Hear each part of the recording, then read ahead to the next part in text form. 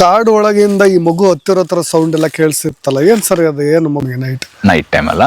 ಇದನ್ನ ನಾವು ನಮ್ಮಲ್ಲಿ ಈ ಕೆಂದಳಿಲು ಅಂತ ಕೇಳಿದ್ರೆ ನೀವು, ಕೆಂದಳಿಲು ದೊಡ್ಡ ಈ ದೊಡ್ಡ ಗಾತ್ರ ಅಳಿಲಲ್ಲಿ ಇನ್ನೊಂದು ಸ್ಪೀಶೀಸ್ ಇದೆ, ಇನ್ನೊಂದು ಬೇರೆ ಸ್ಪೀಶೀಸ್ ಇದೆ. ಅದು ಆರೋ ಅಳಿಲು ಅಂತ ಹೇಳ್ತೀವಿ ಅಥವಾ ಆರೋ ಬೆಕ್ಕು ಅಂತ ಹೇಳ್ತೀವಿ. ಈ ಆರೋ ಬೆಕ್ಕೋದು ಏನಂದ್ರೆ ನಾವು ಬೆಳಗ್ಗೆ ಹೊತ್ತು ಮಾತ್ರ ನೀವು ಈ ಕೆಂದಳಿನ ನೋಡಕ್ ಸಿಗುತ್ತೆ. ಈ ಆರೋ ಅಳಿಲ್ಗಳು ನೈಟ್ ಟೈಮ್ ಮಾತ್ರ ನೋಡ್ಲಿಕ್ಕೆ ಸಿಗಂತದ್ದು. ಇದು ನಾಕ್ಟರ್ನಲ್ ನಿಶಾಚಾರಿ ಒಂದು ಪ್ರಾಣಿ.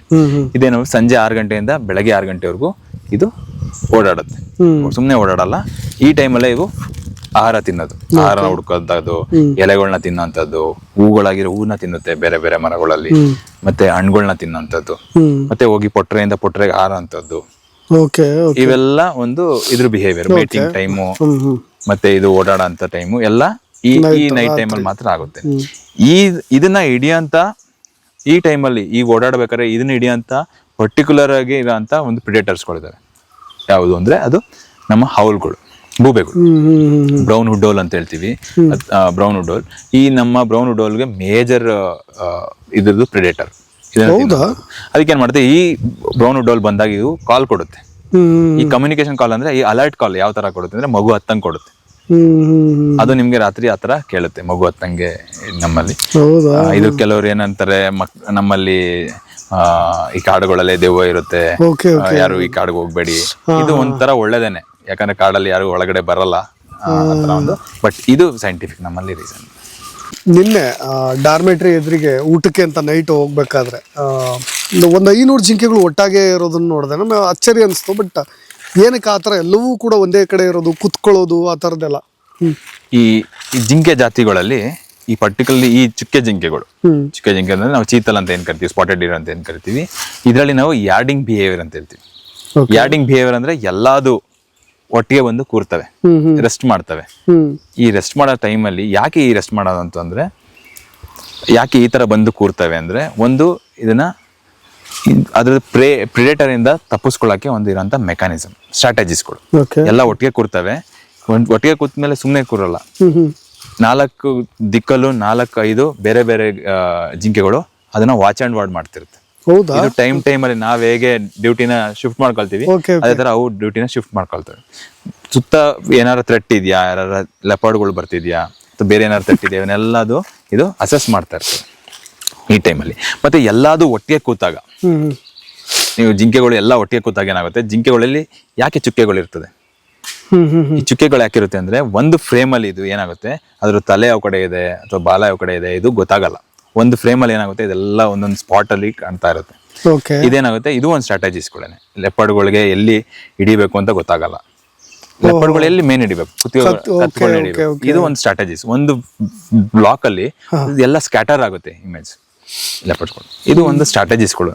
ಅದಕ್ಕೆ ಇವೇನ್ ಮಾಡ್ತೇವೆ, ನೈಟ್ ಟೈಮ್ ಎಲ್ಲ ಇದ್ರ ಸೇಫ್ಟಿಗೋಸ್ಕರ ಇವು ಬಂದು ಒಟ್ಟಿಗೆ ಕೂರ್ತವೆ. ಇದನ್ನ ನಾವು ಯಾರ್ಡಿಂಗ್ ಬಿಹೇವಿಯರ್ ಅಂತ ಹೇಳ್ತೀವಿ.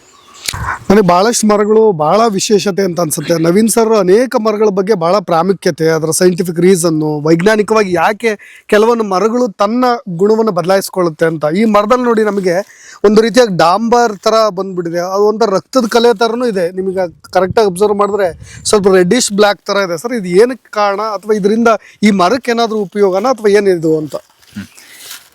ಈ ಮರನ ನಾವು ಒನ್ನೆ ಮರ ಅಂತ ಕರಿತೀವಿ ಕನ್ನಡದಲ್ಲಿ. ಇದನ್ನ ಟೆರಾಕಾರ್ಪಸ್ ಮಾರ್ಸುಪಿಯಮ್ ಅಂತ ಇದ್ರ ಸೈಂಟಿಫಿಕ್ ನೇಮು.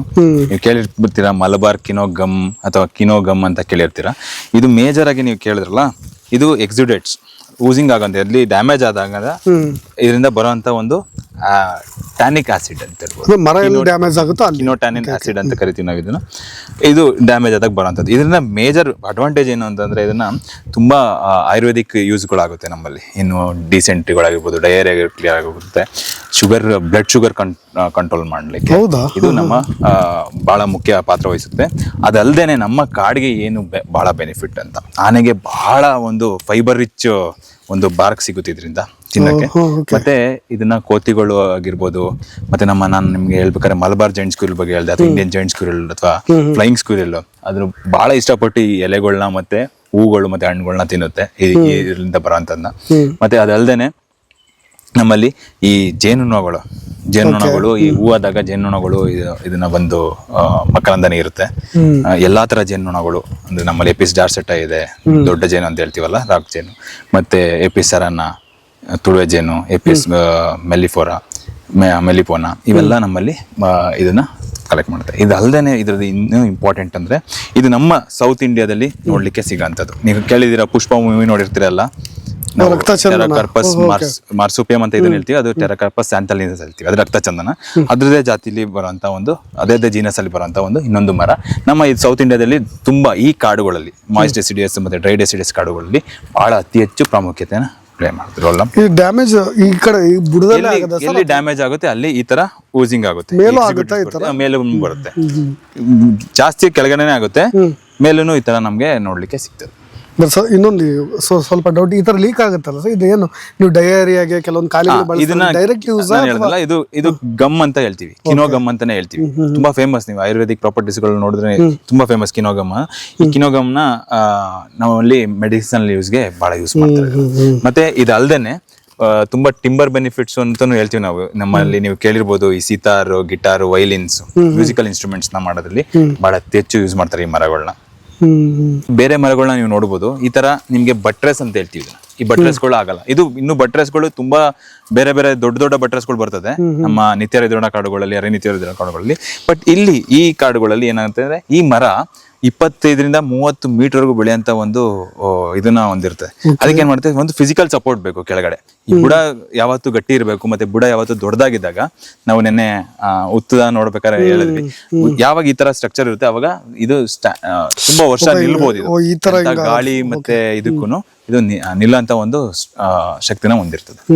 ಇದು ಬಹಳ ಇಂಪಾರ್ಟೆಂಟ್. ಈ ಕ್ಯಾರೆಕ್ಟರ್ಗಳು ಈ ಕಾಡುಗಳಲ್ಲಿ ತುಂಬಾ ಇಂಪಾರ್ಟೆಂಟ್ ಆಗುತ್ತೆ. ಸರ್, ಯಾಕೆ ಸರ್ ಈ ಜಿಂಕೆ ಮತ್ತೆ ಕೋತಿಗಳು ಒಂಥರ ಸಹಬಾಳ್ವೆ ಅಂತ ಇಲ್ಲಿ ನೋಡ್ತಾ ಇದೀವಲ್ಲ ನೋಡಿ, ಎಲ್ಲೆಲ್ಲಿ ಮಂಗಗಳಿರುತ್ತೆ ಅಲ್ಲಿ ಜಿಂಕೆ ಇರುತ್ತೆ, ಜಿಂಕೆ ಇರೋ ಕಡೆ ಮಂಗಗಳಿರುತ್ತೆ. ಈ ಕಾಡುಗಳಲ್ಲಿ ಜಿಂಕೆಗಳಿಗೆ ಈ ಟೈಮಲ್ಲಿ ಏನಾಗುತ್ತೆ, ನೀವು ನೋಡಿರ್ಬೋದು, ಈ ಟೈಮಲ್ಲಿ ಯಾವ್ದು ಹುಲ್ಲಿಲ್ಲ ತಿನ್ನಕ್ಕೆ, ಎಲ್ಲ ಒಣಗೋಗಿದಾವೆ. ಈ ಟೈಮಲ್ಲಿ ಏನ್ ಮಾಡ್ತವೆ, ಈ ಕೋತಿಗಳನ್ನ ಅಥವಾ ಲಂಗೂರ್ಗಳನ್ನ ಫಾಲೋ ಮಾಡ್ತವೆ ಈ ಜಿಂಕೆಗಳು. ಜಿಂಕೆ ಆಗಿರ್ಬೋದು, ಕಡವೆ ಆಗಿರ್ಬೋದು, ಅಥವಾ ನಮ್ಮ ಕಾಡು ಕುರಿಗಳಾಗಿರ್ಬೋದು. ಏನ್ ಮಾಡ್ತವೆ ಈ ಟೈಮಲ್ಲಿ, ಈ ಮರಗಳಲ್ಲಿ ಚಿಗುರಾಗಿರ್ತವೆ. ಈಗೆಲ್ಲ ನೀವು ಚಿಗುರು ನೋಡಿರ್ಬೋದು. ಈ ಚಿಗುರಾಗದಾಗ ಈ ಚಿಗುರುಗಳನ್ನ ಕೋತಿಗಳು ತಿಂತವೆ ಅಥವಾ ಲಂಗೂರ್ಸ್ಗಳು ತಿಂತವೆ. ಎಷ್ಟಾಗುತ್ತೆ ಅಷ್ಟು ತಿಂತವೆ, ಮಿಕ್ಕಿನ ಕೆಳಗಡೆ ಬೀಳಿಸ್ತವೆ. ಈ ಬಿದ್ದಂತ ಎಲೆಗಳನ್ನ ತಿನ್ನಕ್ಕೆ ಈ ಜಿಂಕೆಗಳು ಆ ಕೋತಿಗಳನ್ನ ಜೊತೆ ಓಡಾಡ್ತಾರೆ. ಅವು ಚಿಗುರು ಏನಾದ್ರು ಬೀಳ್ಸಿದ್ರೆ ಇದನ್ನ ನಾವು ಮ್ಯೂಚುವಲ್ ಅಂಡರ್ಸ್ಟ್ಯಾಂಡಿಂಗ್ ಅಥವಾ ಮ್ಯೂಚುವಲ್ ಬಿಹೇವಿಯರ್ ಅಂತ ಹೇಳ್ತೀವಿ, ಅಥವಾ ಕಮೆನ್ಸಾಲಿಸಮ್ ಅಂತ ಹೇಳ್ತೀವಿ. ಬಟ್ ಅವಾಯ್ಡ್ ಮಾಡೋದು ಆ ತರದ್ದೇನು ಮಾಡಲ್ಲ, ಇದೇನು ಮಾಡಲ್ಲ. ಅಥವಾ ಇನ್ನೊಂದ್ ಕಡೆ ನೋಡುದು, ನೀವು ಎಲ್ಲೇ ಒಳ್ಳೆ ಹಣ್ಣು ಪೈಕಸ್, ನಾನು ಆಗ್ಲೇ ಹೇಳ್ತಿದ್ದೆ ನಿಮ್ಗೆ, ಆಲದ ಮರದ ಜಾತಿಲಿ ಹಾಲನ್ನ ತಿಂತವೆ. ಎಷ್ಟು ತಿನ್ನುತ್ತೆ ಅಷ್ಟು ತಿನ್ನುತ್ತೆ, ಮಿಕ್ಕಿನ ಕೆಳಗೆ ಬೀಳಿಸುತ್ತೆ. ಅವಾಗ ಕೆಳಗಡೆ ಬಿದ್ದಂತ ಇದನ್ನ ಜಿಂಕೆಗಳು ತಿಂತವೆ. ಇದು ಇವೆರಡರ ಮಧ್ಯೆ ಇರೋಂತ ಒಂದು ಮ್ಯೂಚುವಲ್ ಬೆನಿಫಿಟ್ಸ್ ಅಂತಾನೆ ಹೇಳ್ಬೋದು. ಮತ್ತೆ ಈ ಕೋತಿಗಳಿದ್ದಾಗ ಏನಾಗುತ್ತೆ, ಕೋತಿಗಳು ತನ್ನ ಕಮ್ಯುನಿಟಿನ ಪ್ರೊಟೆಕ್ಟ್ ಮಾಡ್ಕೋಬೇಕಾದ್ರೆ ಅಲಾರ್ಮ್ ಕೊಡುತ್ತೆ ಯಾವ್ದಾರ ಪ್ರಿಡೇಟರ್ ಬಂದಾಗ. ಅವಾಗ ಇದು ಅಲರ್ಟ್ ಆಗ್ತವೆ. ಅದಕ್ಕೆ ಇವೆರಡು ಜೊತೆಲೇನೆ ಇರೋಂತ ಒಂದು ಅವಿನಾಭಾವ ಸಂಬಂಧಗಳು ಅಂತ ನಾವು ಹೇಳ್ಬೋದು.